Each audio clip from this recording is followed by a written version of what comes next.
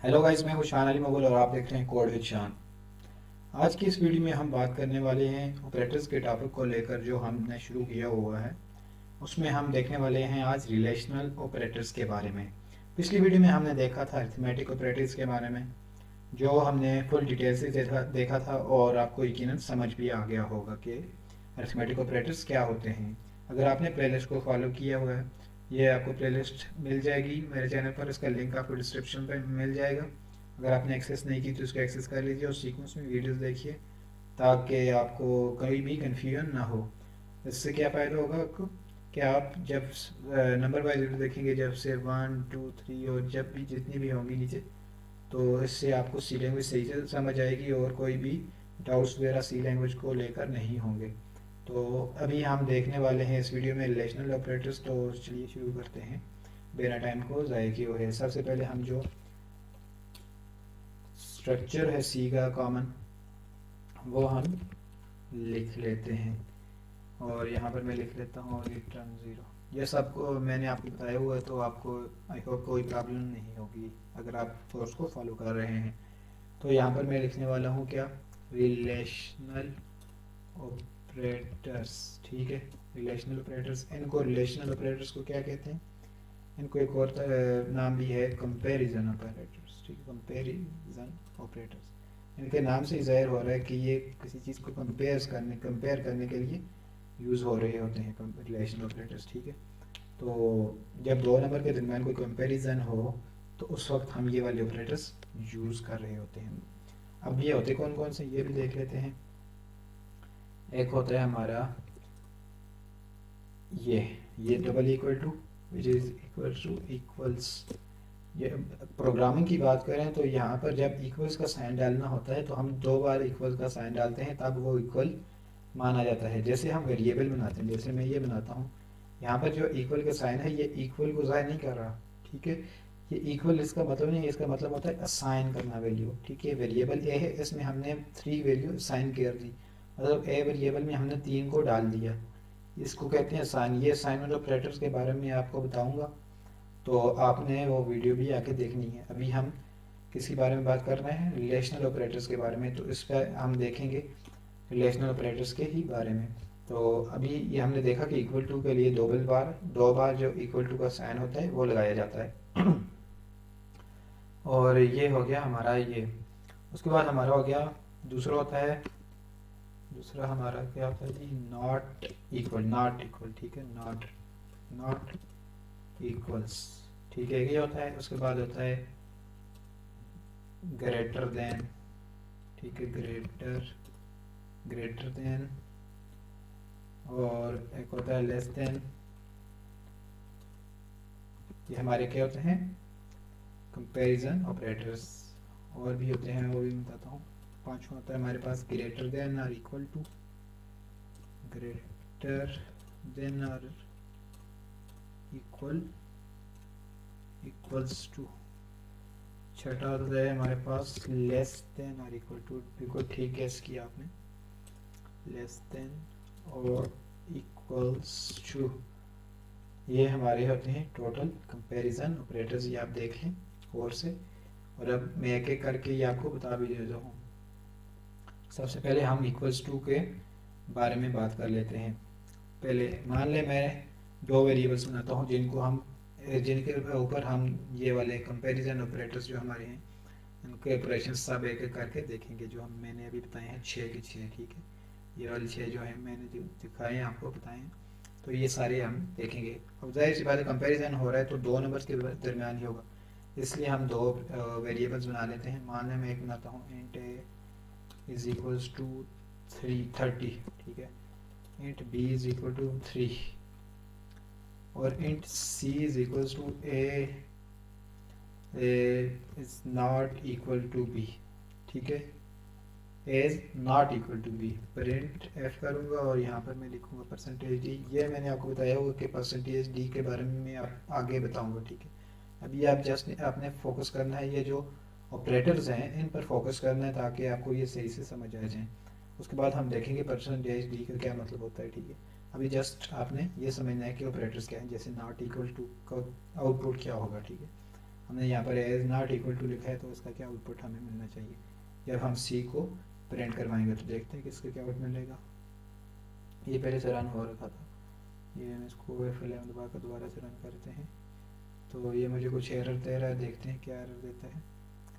int is equal to 30 b is equal to okay. यहाँ पर अभी मैं जस्ट अगर लेस देन का साइन डालूँ और देखूँ तो अभी मुझे एरर दे रहा है, कहीं ना कहीं गलती हुई है शायद ऊपर। int is equal to 30, अच्छा ओके, ये हमने यहाँ पर भी बनाया हुआ है, तो ये इस वजह से मुझे एरर दे रहा था।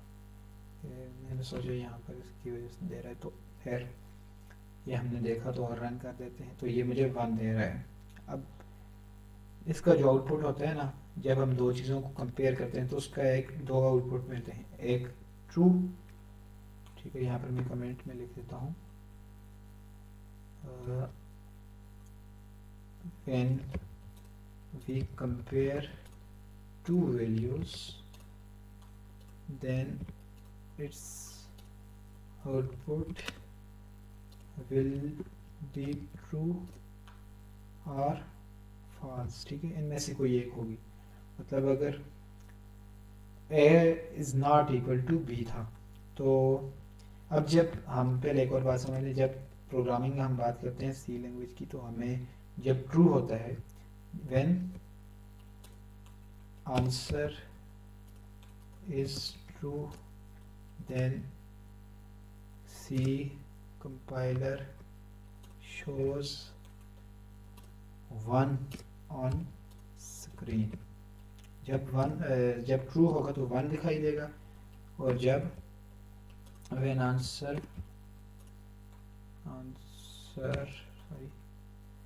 is false, ठीक है, जब false then C compiler shows 0 on screen, ठीक है। जब ट्रू होगा तो हमें 1 दिखाई देगा, और जब ज़ीरो होगा जब false होगा तो 0 दिखाई देगा हमें स्क्रीन पर। अब यहाँ पर क्या था, हमने क्या किया था, a is not equal to b, मतलब a b के बराबर नहीं है।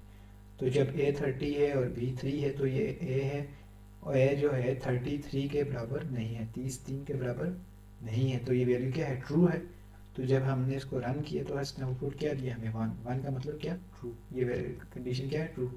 अगर मैं इसको इक्वल्स टू डाल दूँ, माना मैं यहाँ पर इक्वल्स टू डाल दूँ, क्या a इक्वल है b के, क्या 33 के इक्वल है, नहीं है, तो इसने मुझे क्या दे दिया, 0, ठीक है, ये आपने देखा हमने 0 मिल गया। अब अगर इसी तरह मैं एक बात करता हूँ अगले वेरिएबल ऑपरेटर की, जो है हमारे पास लेस देन, और इसी तरह मैं लेस देन को लिख कर रन करूँगा तो क्या है, ए जो है 3 से छोटा है, A is less than B, मतलब 30 जो है वो लेस देन है 3 से, नहीं, तो फॉल्स हो गया। तो फॉल्स का क्या मतलब, 0। अब ग्रेटर देन का भी देख लेते हैं। ग्रेटर देन लिख कर मैंने रन किया और देखें 1 मिल गया। क्या इसका क्या मतलब हुआ, a is greater than b, मतलब 30 इज़ ग्रेटर देन 3, तो ट्रू था। तो ट्रू का आंसर हमें क्या मिल गया, 1। तो जैसे हमने बात की थी, ट्रू का 1 होता है और फॉल्स का 0 होता है, तो उसने आउटपुट हमें क्या दे दी, 1। अब हमारे पास क्या था, ग्रेटर देन भी हो गया और greater than equal to, less than equal to पहले देख लेते हैं, लेस देन और इक्वल टू, तो ये देखें 0।